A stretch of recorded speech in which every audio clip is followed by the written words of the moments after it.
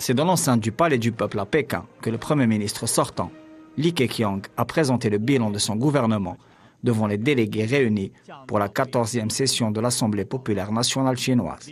Xi Jinping, qui a été réélu en octobre dernier comme secrétaire général du Parti communiste chinois, sera reconduit dans ses fonctions de président de la République populaire de Chine. Il aura à ses côtés Li Qiang, promu Premier ministre, après avoir dirigé le secrétariat du parti à Shanghai. L'une des grandes décisions entérinées par l'Assemblée législative est l'augmentation du budget de la défense à hauteur de 7,2%, soit un peu plus de 225 milliards de dollars, qui seront consacrés à la défense nationale, dans l'objectif d'accélérer la modernisation de l'armée populaire de libération chinoise, selon ce qui a été annoncé en ouverture de cette session parlementaire. Dans un contexte international marqué par une montée des tensions et par des risques d'instabilité grandissants, mais aussi par une reconfiguration profonde de l'échiquier politique global, Pékin, porteuse d'un plan de paix pour l'Ukraine, plaide volontiers pour la promotion d'un monde multipolaire. La Chine a publié récemment à cet effet 2 documents traduisant sa doctrine stratégique et sa ligne diplomatique de politique étrangère. Le 7 mars.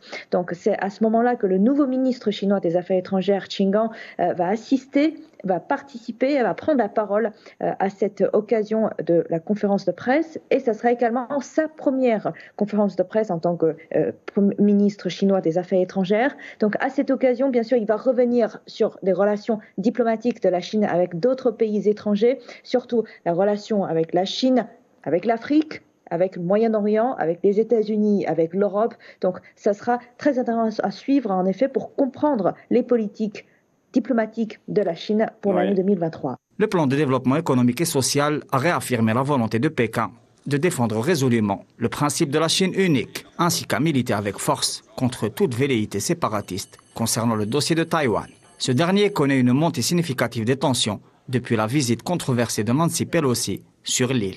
Les travaux de la 14e session de l'Assemblée populaire nationale chinoise devront se prolonger jusqu'au 13 mars prochain. Le même jour, devront se dérouler dans la région des manœuvres militaires conjointes de grande ampleur entre les États-Unis et la Corée du Sud. Celles-ci seront baptisées « Bouclier de la liberté ». Les derniers exercices militaires de ce type avaient précipité la colère de Pyongyang, qui avait répondu par des essais de missiles balistiques à ce qu'elle considère comme étant des provocations.